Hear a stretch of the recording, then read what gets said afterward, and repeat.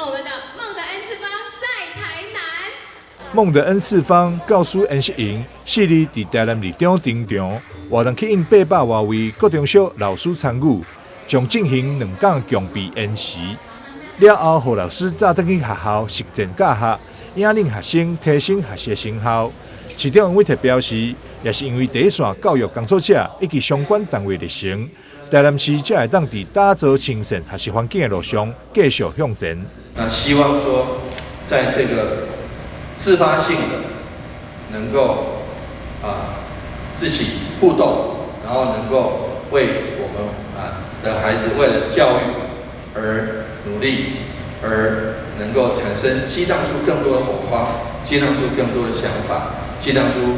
教育未来的这个百年大计能够做得更好。教育部长汤文忠也特别出席活动，并表示，这几天因为孟德恩次方实践者参与，除了扩大教学层面，也强化了多元管道的呈现。那在地方政府、教育局处的全力支持之下，其实大家也不断的推陈出新哦。那教育部也跟地方政府经常的在互动，也希望能够有最好的资源能够提供到我们现场的老师哦。那加上这3年也是108课纲上路非常具挑战性的时间哦，所以我们共同齐声，把这样的重大任务在最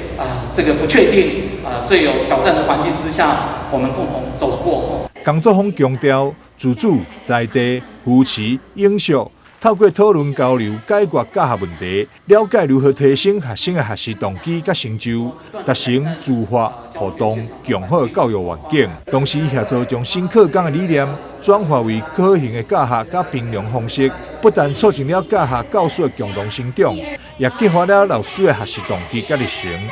台南新闻张秀维、杨顺怀采访报道。